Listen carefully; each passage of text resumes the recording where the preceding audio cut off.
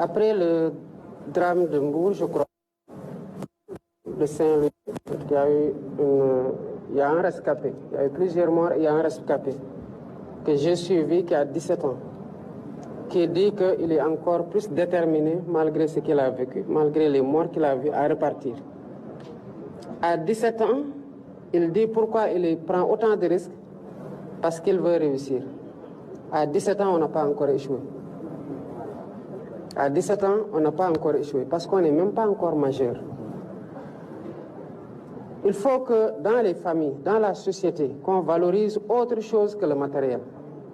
C'est respecter les autres membres de la famille qui n'ont pas une réussite matérielle, mais qui incarnent des valeurs, une exemplarité, et qui forcent le respect parce qu'ils ne volent pas, ils ne mentent pas, ils ne transgressent pas les règles de vie en société. Mais l'immigration semble être aujourd'hui n'être motivée que par la recherche de l'argent. Que par la recherche de l'argent, que par la recherche du bien matériel, que par la recherche du confort, que des choses éphémères. Si une société est bâtie dans le cadre de cette compétition-là, évidemment toutes les valeurs basculent, y compris la valeur fondamentale, à savoir le respect de la vie humaine. Et ceux qui étudient, ils doivent avoir de la patience et savoir qu'il y a un temps de formatage, d'apprentissage, d'acquisition d'expérience, de recherche du travail, de recherche dans l'auto-emploi, avant de considérer qu'il faut aller dans ce péril de l'immigration clandestine, qui, même en dernier ressort, ne doit pas être une solution. L'autre chose, c'est que les pays-là dans lesquels ils vont, mais il n'y a que des humains qui sont là-bas. Leur pays n'était pas là-bas. S'ils s'étaient enfuis, qu'ils avaient quitté ces pays-là, ils ne les auraient pas bâtis. Ils sont restés, ça a été difficile. Ils ont connu les guerres, ils ont connu la dictature. Ils ont connu la famine, ils ont connu la pauvreté. Mais ils sont restés, ils se sont serrés la ceinture et les coudes, ils ont travaillé pour changer le visage de leur pays. Nous devons croire qu'ici aussi, c'est à nous de faire la même chose pour bâtir notre pays. Il n'y a pas de miracle. Ce n'est pas des djinns, ce n'est pas des anges. Non, c'est l'effort et l'objectif commun que nous devons avoir de faire progresser notre pays. Et ça, au quotidien, chacun doit se considérer comme étant celui dont dépend la transformation systémique à laquelle nous avons appelé pour changer radicalement les choses au Sénégal. Quatrième question.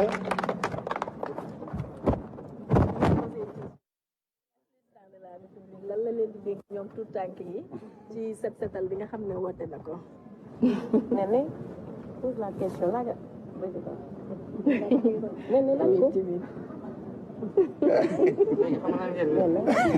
fexe leen rek ba garab bu ñu samp ngeen di woo mag ñi ne leen arrosé leen garab bi ngeen fexe ba garab bi bu ngeen di màgg garab gi di màgg seen wet saa bu nekkee mango bu ngeen màggee di ngeen mën a witti ci mango yi dégg nga. Salut Monsieur le Président. Monsieur le Président, actuellement, on constate que beaucoup d'élèves dans notre pays n'atteignent pas la réussite souhaitée. À cet effet, Son Excellence, que comptez-vous faire pour que la réussite de tous soit à la règle au Sénégal? D'abord, tout commence à l'école. Je me rappelle quand on a eu la maîtrise en droit, on a organisé une fête de sortie de promotion avec un panel qu'un professeur, qui s'appelait Roch Niawi à l'université, a animé. Et le thème du panel était « Après la maîtrise, quelle perspective ?» Parce que quand on a la maîtrise en droit, on pense qu'on veut dire maître en droit ou maître en sciences juridiques. Pour nous, c'était quelque chose d'important parce que c'est dur d'arriver à la maîtrise, évidemment. Et en débutant la conférence, il dit « Le thème, c'est après la maîtrise, quelle perspective ?» Mais il n'y a pas de perspective après la maîtrise. Ça nous a douchés. Mais il enchaîne et dit « Parce que vous avez beaucoup de savoir, mais vous n'avez encore aucun savoir-faire. Or, dans l'emploi, on vous emploie pour mettre en œuvre un savoir-faire, une compétence pratique. Et il dit aussi que vous êtes combien à avoir la maîtrise cette année? Combien l'ont eu l'année dernière, les années d'avant? Et quel est le nombre de places au concours auquel vous êtes admis, qui ont été ouverts l'année dernière pour voir ce qui vous attend? Et dans le cadre de quel concours vous devez compétir avec les promotions précédentes et les promotions à venir? Évidemment, ça a commencé à douter dans nos têtes. Hein? Mais il dit, seul le sommet n'est pas encombré. Donc, faites en sorte de considérer que la maîtrise n'est pas la fin des études, ni la fin de l'acquisition des connaissances. Et ça, c'était 4 ans après le bac.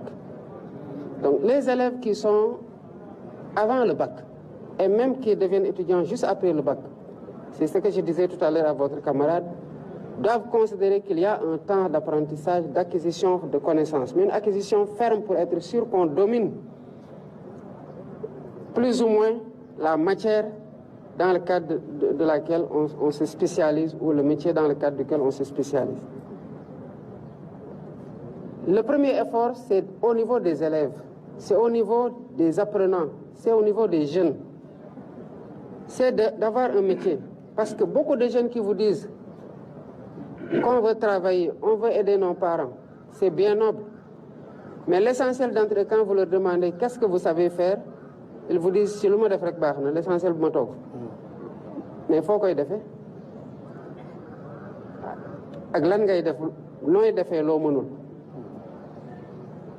Vous comprenez? Le gouvernement est en train de travailler à stabiliser déjà l'éducation nationale au niveau des écoles pour éviter qu'il y ait moins de grèves, pour que les curricula de formation soient délivrés et que l'élève n'ait pas de déperdition dans le cadre du cheminement. Jusqu'au moment où il arrive au bac, qu'on soit sûr que le quantum horaire dont il devait bénéficier, il en a bénéficié et qu'il a vu toutes les matières. Et à travers la réforme des curricula, réduire le nombre de matières pour aller vers plus de spécialisation. Et que le système permette moins de généralisation. Les élèves qui n'ont pas les aptitudes pour la recherche scientifique soient déviés vers des filières de formation professionnelle. Parce que tout le monde n'est pas appelé à être agrégé. Si tout le monde était agrégé, qui bâtirait les maisons et les écoles?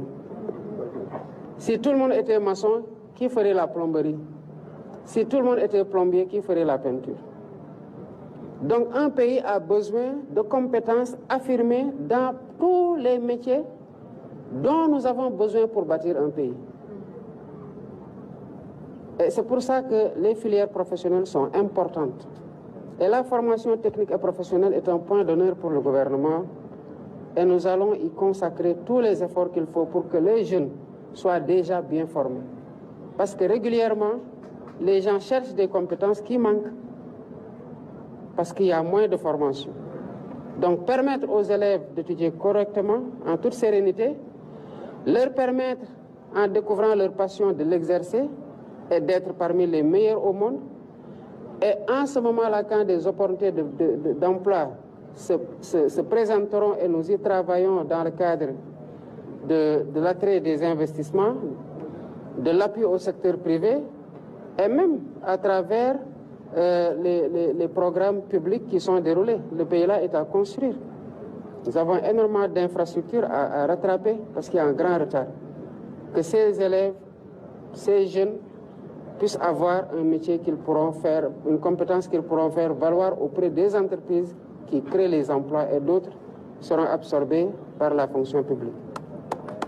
Monsieur le Président, c'est le mois national de l'alphabétisation. Il y a un élève qui voulait poser une question en langue nationale. Est-ce que l'élève est là? Oui, la dernière question.